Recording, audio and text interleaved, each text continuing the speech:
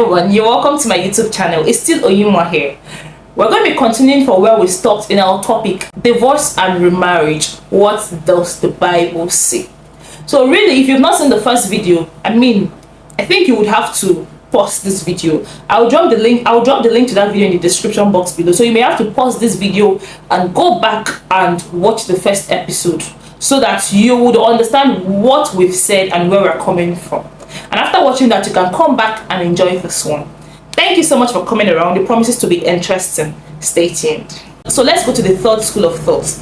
The third school of thought said that when Jesus said, whosoever, in Matthew chapter 19 verse 9, where Jesus says, whosoever shall put away his wife except it be for fornication and marry another committed adultery, they analyzed that statement, that sentence literally, and said that it's not even possible for a married person to commit fornication, because any single extramarital affair that involves a married person, to the married individual, it is adultery. So it is not even possible for a married person to commit fornication in the first place.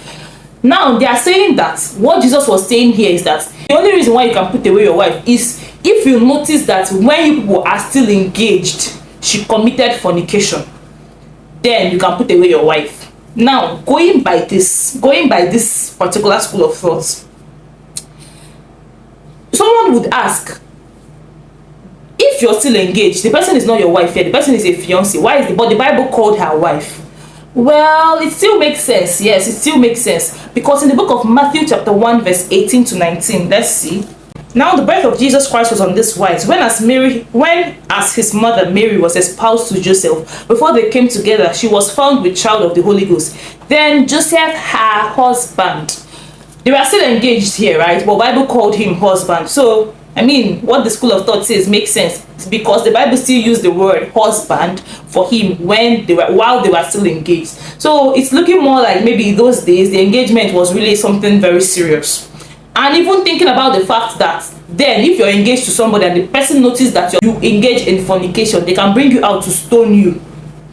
It looks like their engagements then were really something very serious. So it's still a possibility. Now, but thinking about this, does it mean that when you are engaged to somebody, because if you're believing that, it means that you are already a husband and wife in the eyes of God while engaged, so the only thing that can make you put away your wife at that point from that point throughout the marriage is only fornication, does it mean that while you're still engaged, you cannot, maybe there are other things, maybe both of you don't reason alike, both of you are always arguing on different topics? That is not a reason for you to say, since we're not yet married, we could just end it here. Does it mean that you have to wait till she commits fornication? And if she doesn't commit fornication, that engagement must lead to marriage? Wrong, because people, and to me, courtship period is a time to study each other, and there are many things that could come up, not just fornication. There are many things that could come up that could make two of you to decide, please, it's better to part ways. So I think this school of thought is not exactly correct. So considering the three school of thoughts we've looked at, I feel that the one that looks most correct is the second school of thought, because other ones are contradictory at different levels. Have you subscribed to my channel? If you've not subscribed, please subscribe. These are things we do here. We give answers to real life questions. Please subscribe and turn on the notification bell so that you'll be notified whenever I post a new video.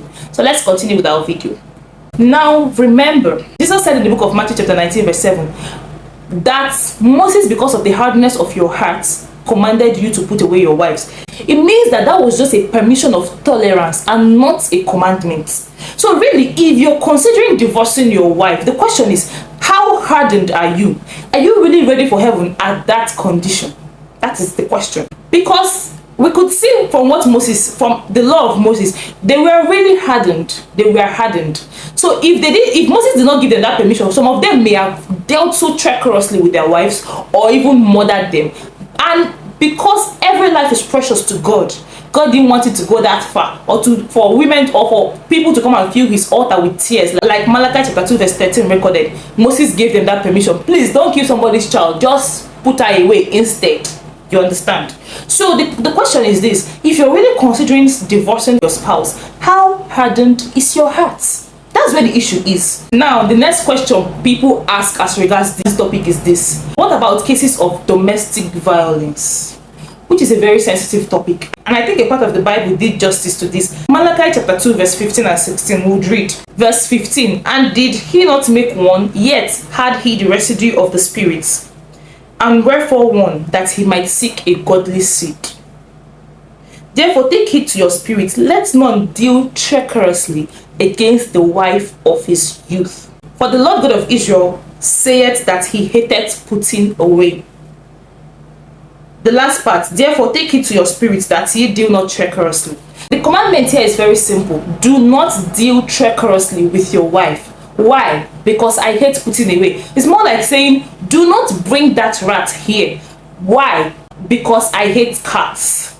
It means that if you bring that rat here, it is likely that a cat would come in, right? So what I kind of understand from this Bible passage is that don't deal treacherously with your wife. Why? Because I hate putting away, which means that when you start dealing with someone's child to kill the person there is a possibility of what? Separation. Putting away means separation. Note that. Even in the book of Matthew, there was a difference between putting away and divorce. Matthew chapter 19 verse 7. Why then did Moses command to give a writing of divorcement and to put her away? These are two different things. Writing of divorcement, you're divorcing your wife, they're giving her a bill of divorcement. Putting away is more like we are parting ways now. So the Bible actually differentiates between the two. Even in the book of 1 Corinthians, when Paul was saying, if you let not the husband put away his wife, and let not the wife leave the husband. 1 Corinthians chapter 7, when Paul was stating that putting away there still means don't get separated from each other. Because if you separate, stay unmarried or be reconciled. If putting away there means divorce, if it becomes legal that you divorce somebody, to even come together you have to remarry. But Paul says don't put away, except if for any reason you decide to leave your husband, or your husband puts you away, both should stay unmarried. So putting away there is basically separation. So I'm trying to say that in the book of Malachi, the Bible says, when the Bible was saying don't deal treacherously with your wife because I hate putting away, it wasn't saying divorce. It was saying in cases of domestic violence, when you're dealing with your wife treacherously, putting away could come in. And I hate it. That's why I'm telling you on time, don't deal treacherously with your wife. Now, the last part that people keep asking is in the book of 1 Corinthians chapter 7 verse 15. We'll still read it out. Verse 15. But if the unbelieving departs, let him depart. A brother or a sister is not under bondage in such cases, but God has called us to peace. For what knowest thou, O wife, whether thou shalt save thy husband? Or how knowest thou, O man, whether thou shalt save thy wife? Paul the apostle is simply saying here, as much as I've told you, don't leave your husband, don't put away your wife. If she is an unbeliever and decides on her own to leave, note first that God has called us to what? Peace. It means that you as the believing part should make every effort to live at peace with her. One, make efforts to come back together, to rebuild your matrimonial home. Make every effort. God has called us to peace. Now, you don't know if you're the one to convert her. Paul the apostle said that. But in cases where you've exhausted every single means of trying to bring her back, and she says, no, I'm bent on leaving, Paul the apostle says, a brother or a sister is not bound, which means you're not bound to cleave to a malicious partner that on his own decided to leave you. This is not to say that if you notice that you're born again and your spouse is not born again, you should put her away. Paul has already addressed that issue in verse 13. And the woman which has an husband that believeth not, if he be pleased to dwell with her, let her not leave him. And even verse 12, if a brother had, but to the rest speak I, not the Lord, if any brother hath a wife that believeth not, and she be pleased to dwell with him, let her not put her away. So Paul has already addressed this issue. It means that the fact that somebody is not born again is not a reason for you to divorce the person. No. But here, what he was talking about is if the person decides of his or her own volition to leave you, and you have exhausted every means of reconciliation, because he stated it there, God has called us to peace. You don't know if you're the one to convert your husband. You don't know if you're the one to convert your wife. So you actually need to have exhausted every means of reconciliation.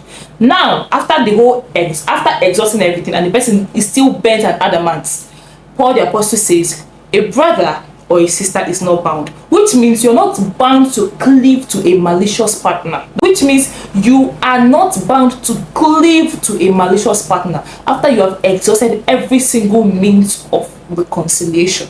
So actually in this case, I think the deserter is more bound than the deserted, because to the deserted he said, if you've tried all means of reconciliation and it didn't work, you are not bound.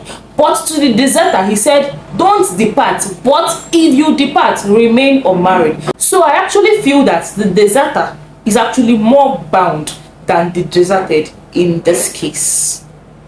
I hope you understood what I just said.